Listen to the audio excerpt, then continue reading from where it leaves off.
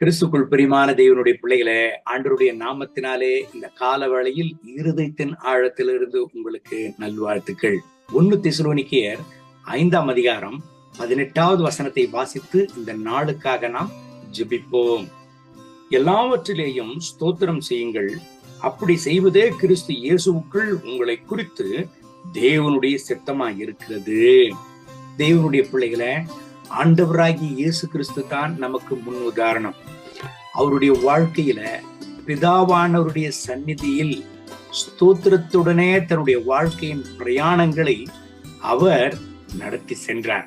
இன்றைக்கும் நம்முடைய வாழ்க்கையில கர்த்தருடைய சித்தம் என்னவா இருக்கிறதுங்க? எல்லாவற்றிலையும் ஆண்டவருக்கு நம்ம நன்றியுள்ளவர்களா இருக்கணுமா, ஸ்தோத்திரத்தோட நம்முடைய வாழ்க்கையை நடத்தி செல்லணுமா. அதுதான் கர்த்தருடைய சித்தம் என்று வேதம் சொல்லுகிறது.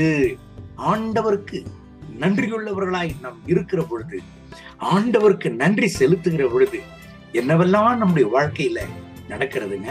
பிரதானமாக 4 காரியங்கள் நடக்கிறதா. அந்த 4 காரியங்களை பார்ப்போமா? பெருமை குறைகிறது, அடக்கம் அதிகரிக்கிறது. புகார் குறைகிறது, மனநிறைவு அதிகரிக்கிறது. ஆண்டவர் மீதான சந்தேகம் குறைகிறது, ஆண்டவர் மீதான நம்பிக்கை அதிகரிக்கிறது. கவலை குறைகிறது, அமைதி அதிகரிக்கிறது. என் அன்பு தேவனுடைய பிள்ளைகளை, வாழ்க்கையில என்ன சவால் வந்தாலும் ஆண்டவருடைய திருசமூகத்தில் அதை ஏற்றுக்கொண்டு நாம் கடந்து செல்லுகிற பொழுது நம்முடைய வாழ்க்கையில அது நன்மையான காரியங்களை நமக்கு கற்பித்து தருகிறது. சங்கீதக்காரன் அதனாலதான் பாடினார், ஆண்டவரே, நான் உபத்திரவப்படுகிறது நல்லது, அதன் நிமித்தம் உங்களுடைய பிரமாணங்களை நான் கற்றுக்கொள்ளுகிறேன் என்று சொன்னார். தேவனுடைய பிள்ளைகளை, எல்லாவற்றிலையும் சந்தோஷமா இருங்க, எல்லாவற்றிலும் கர்த்தருடைய நாமத்தை ஸ்தோத்திரம் பண்ணுங்க. ஆண்டவர் என்ன பாதையில் உங்களை நடத்துகிறாரோ சந்தோஷமா கடந்து செல்லுங்க. அது நன்மைக்கு எதுவாகத்தான் இருக்கும்.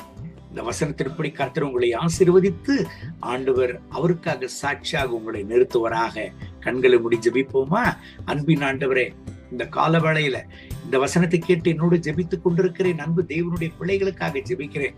இவர்களை ஆசீர்வதியும், இவர்கள் தேவைகளை சந்தியும், எல்லாவற்றிலையும் இவர்களை சாட்சியாக நிறுத்தும், உயர்த்தும். கர்த்தருடைய மனதுருக்கை இவர்கள் வாழ்க்கையில் வெளிப்படட்டும். என் தேவனே, நன்றியுள்ள கர்த்தருடைய பிள்ளைகளாக உமக்காக பிரகாசிக்க இவர்களுக்கு கிருபைத்தார். அப்படி செய்வதற்காக ஸ்தோத்திரம், மகிமை, கனம், துதி உமக்கே. இயேசுவின் நாமத்தில் பிதாவே, ஆமென், ஆமென். May God bless you. Have a wonderful day.